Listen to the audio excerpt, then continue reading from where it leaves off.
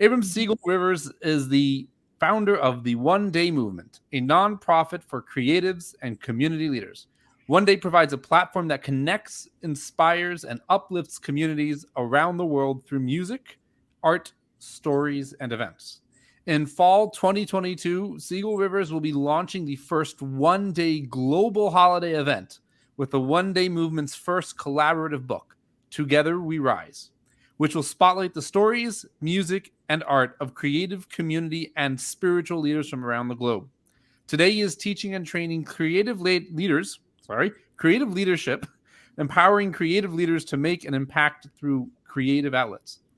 Through his coaching and consulting, he supports creators and brands in unpacking their dreams and visions in a way that makes it real for them. That is pretty flippin' awesome, if I may say so myself. Oh yeah. I'm really excited because there's a lot in there that I didn't even know from our first conversation. But before we dive into all the other stuff and the questions we got for you, why don't you start off by telling us and telling our audience more about who you are and what you're all about, and then we can get to the rest of the show.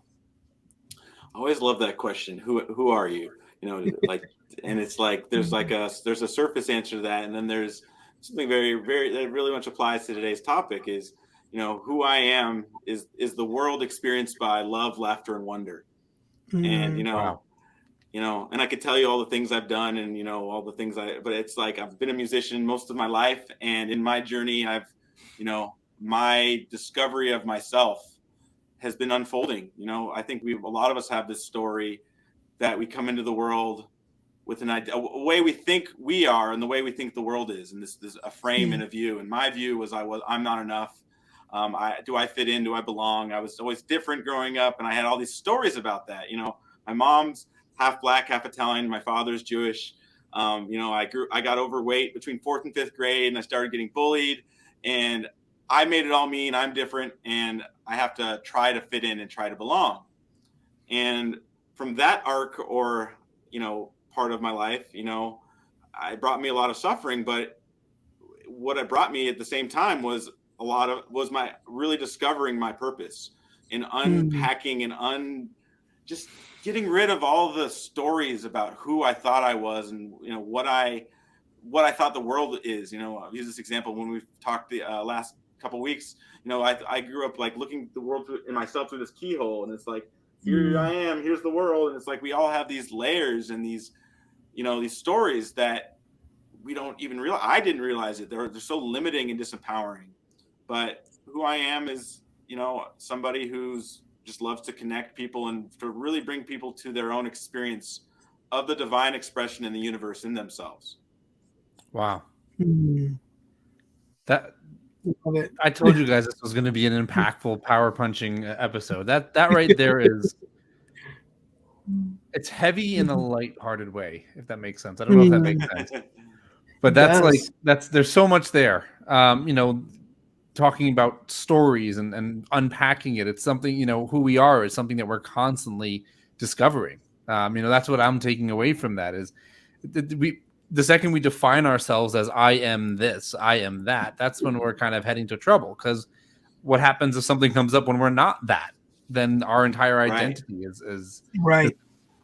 Crashed. Exactly. And on that, that's kind of always a conversation when we say who we are.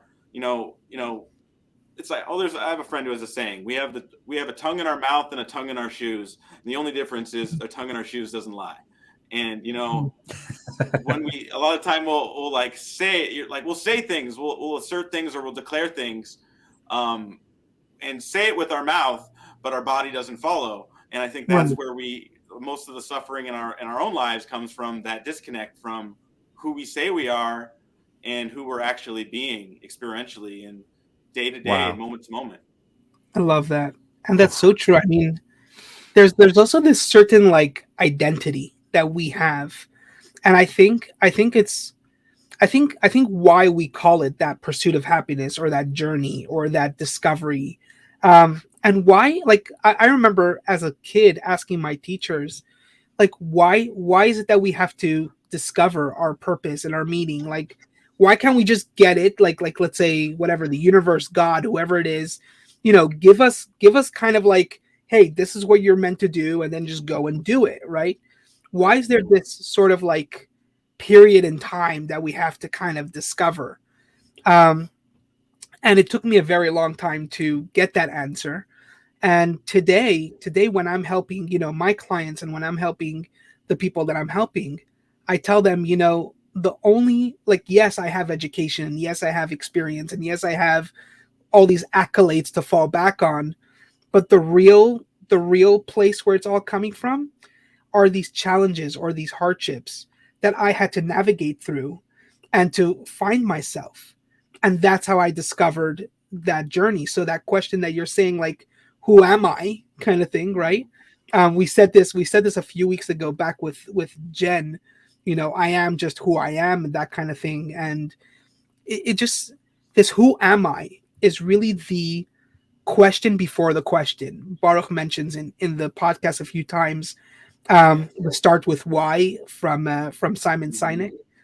I think there's a level before the start with why. First, find out who are you. Right. What are you? How are you? Where are you? Like, all these different things, and then you get to kind of like, well, why am I doing what I'm doing?